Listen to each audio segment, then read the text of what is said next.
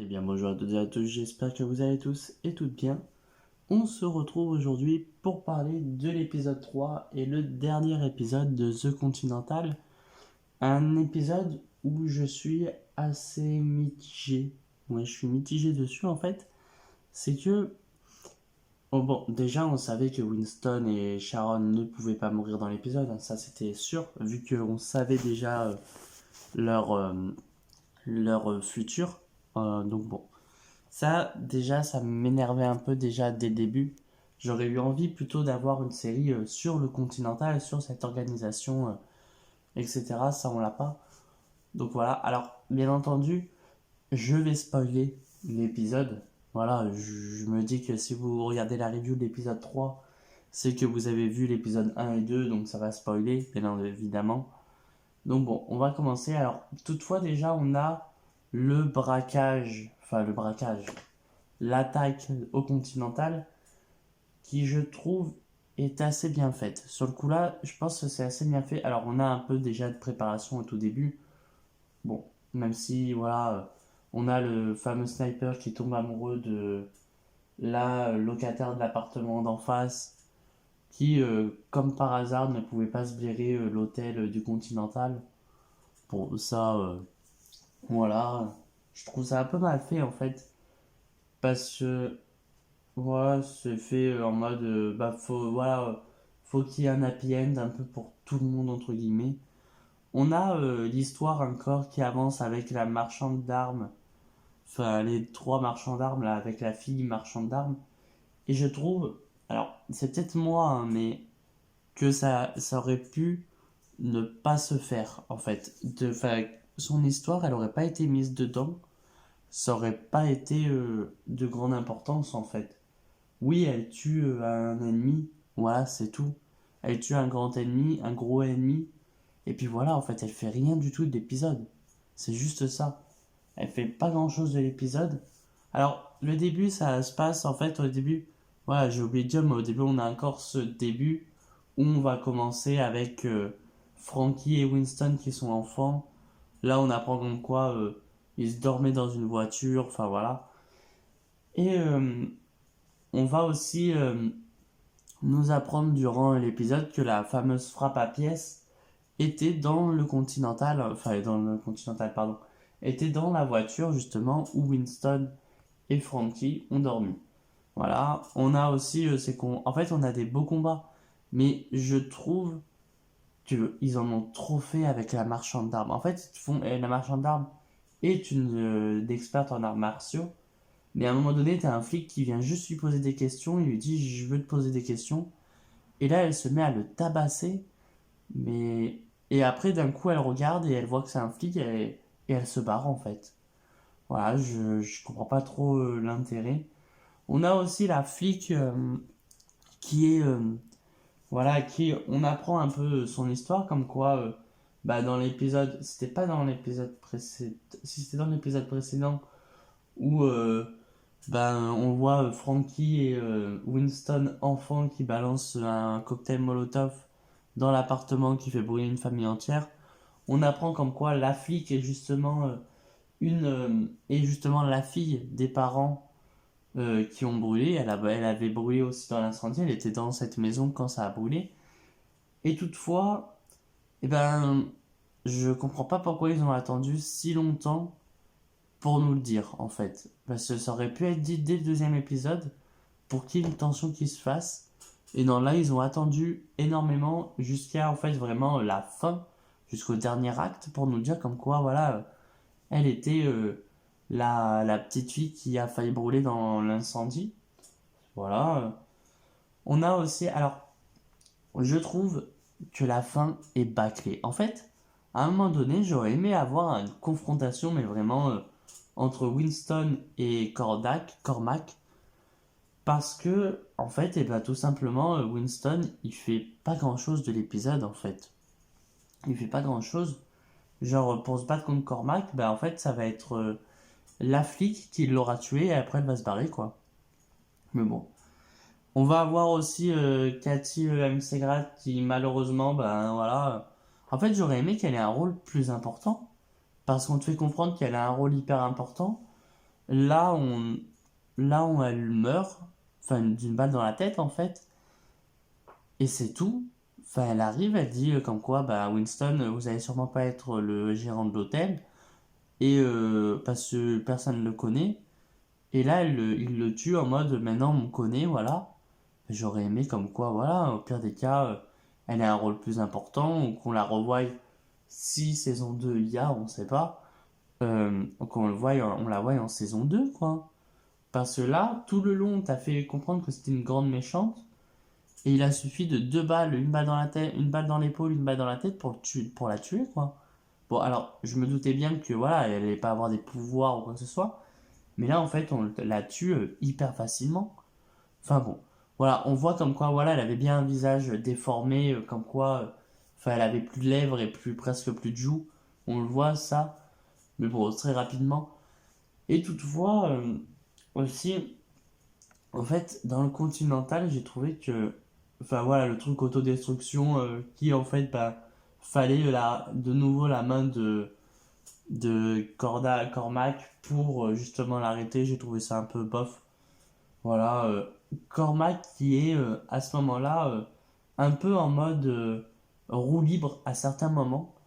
Genre, il y a des moments où t'as l'impression qu'il est en roue libre totale et que, parce qu'en fait, à un moment donné, comment expliquer? À un moment donné, t'as Mel Gibson qui va être enfermé dans une pièce et tu vas le voir presque danser, faire des doigts ou quoi que ce soit à à la caméra pour se barrer à nouveau.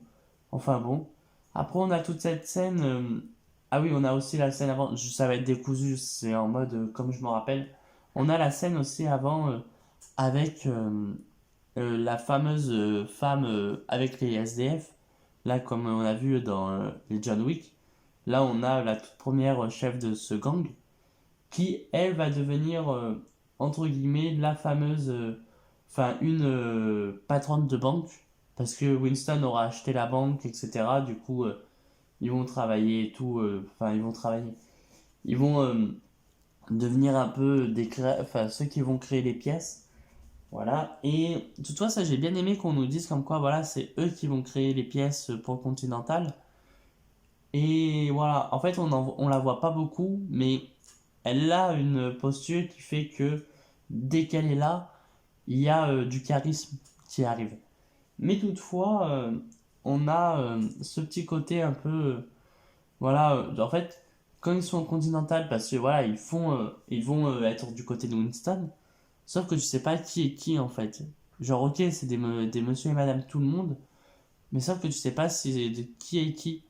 À ce moment-là, tu sais pas qui est du côté de Winston, qui est du côté de Cormac. Enfin bref, on a un peu de tous des mercenaires, voilà. On apprend comme quoi aussi, et ça j'ai pas tout capté, c'est que Sharon en fait connaissait déjà Frankie, et qu'il était déjà pote avec lui, mais pourquoi il l'a pas dit dès le début? Ça on ne te fait pas comprendre. On te fait un peu comprendre comme quoi voilà, c'est Winston qui avait pas tout compris, comme quoi Sharon acceptait déjà. Bof. On a ce côté retournement de veste de Sharon enfin, vers les premières minutes, hein, où quand Cormac a Winston en otage, il va faire comme s'il était avec Cormac quand tout d'un coup Cormac va vouloir chercher son fusil et déclencher l'alarme et il voit comme quoi ben, l'alarme ne marche pas et son fusil a disparu, il voit que c'est Sharon qui l'a. Et j'ai bien aimé en réalité que Sharon ne tire pas tout de suite sur Cormac, en mode il est encore pris sous son emprise. Ça j'ai bien aimé. Enfin bon. Après on a un peu cette amitié qui se crée entre Sharon et Winston, que j'ai bien aimé. Et en fait j'ai vraiment l'impression que c'était vraiment dans l'épisode 2 qu'ils voulaient créer un peu cette amitié ambiguë entre le violoniste et Sharon. Parce que là, dans cet épisode, ils en parlent presque pas du tout. Alors à un moment donné, Sharon va lui dire comme quoi le morceau que le violoniste a joué, c'est surtout, ça parle de la descente aux enfers, etc. Voilà, j'ai bien aimé comme quoi il soit au courant et qu'ils lui disent que c'est un morceau qui est de la descente aux enfers.